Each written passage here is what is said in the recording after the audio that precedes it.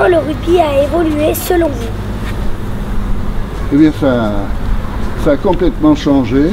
Auparavant, on avait un paquet d'avant qui donnait le ballon aux trois quarts et c'était les trois quarts qui allaient marquer. Nous, devant, on assurait la balle, en touche, en mêlée, etc. Et je pense que notre rugby, en fonction de ça, était moins rapide. Donc, notre rugby de 58, c'est un rugby de vieux, quoi, hein, avec des jeunes, enfin.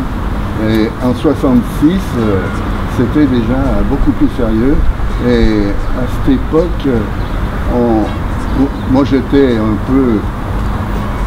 peu en première ligne, pas pilier, enfin j'étais pilier, avec René Haredi. Donc avec René Haredi, on avait souvent droit à la parole en 66. Et on donnait souvent notre impression sur les joueurs qui tapaient à la forte.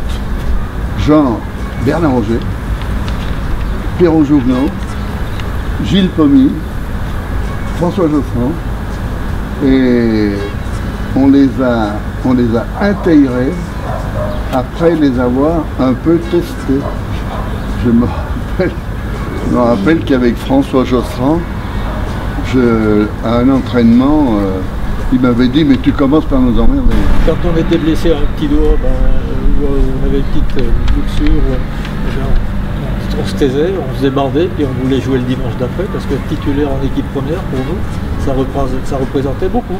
Le maillot, on disait on va porter le maillot. Il y a eu une saison qui a préparé les 16e, 8e, parce qu'on a fait les 16e, les 8e, les quarts, demi et finale. Et on prenait le bus ou le train, et Robert Tourte, qui était un professionnel, il avait une drôle de conception de la diététique.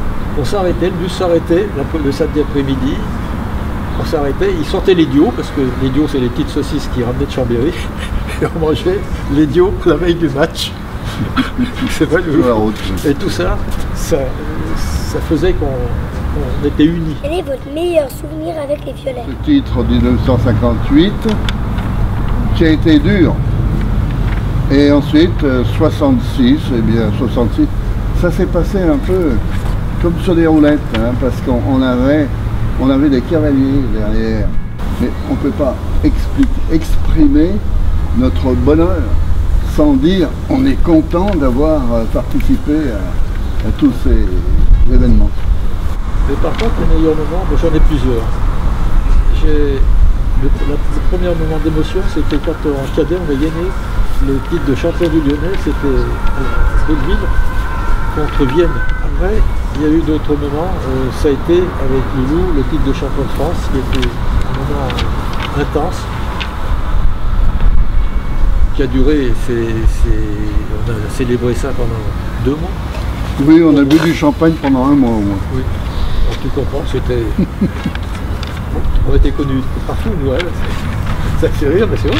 Ça compte aussi, ça compte, tout ça. Puis tous les gens nous connaissaient. Bon. Alors après, si t'étais pas bon, il fallait raser les murs parce que tu te reconnaissais aussi. Hein. Quelles sont les forces du club? Les forces du club, c'est d'abord d'avoir des bons dirigeants et après d'avoir des installations comme on n'a jamais eu. Et en France, on n'est pas loin des premiers. Hein. Avec le nombre de spectateurs en Pro D2, on est très bien, on fait partie d'une équipe qui tient debout, qui tient la route. Et on aimerait évidemment rester en Pro D2. C'est vous qui êtes l'avenir, on va en parler un tout petit peu tout à l'heure. Vous aimez ce club, vous souhaitez jouer un jour en équipe première. C'est ça la force du club, c'est d'avoir des jeunes des jeunes pousses. Et tout ça, c'est grâce aussi à un passé, parce que comme on dit, il n'y a pas de présence en passé. Et donc, vous êtes un petit peu la force en devenir, et grâce à aussi, comme l'a dit Loulou, aux dirigeants et à la passion qui est engendrée par ce ballon ovale. Qu'est-ce que vous souhaitez au club aujourd'hui? Eh bien, en premier lieu, le maintien en Pro D2.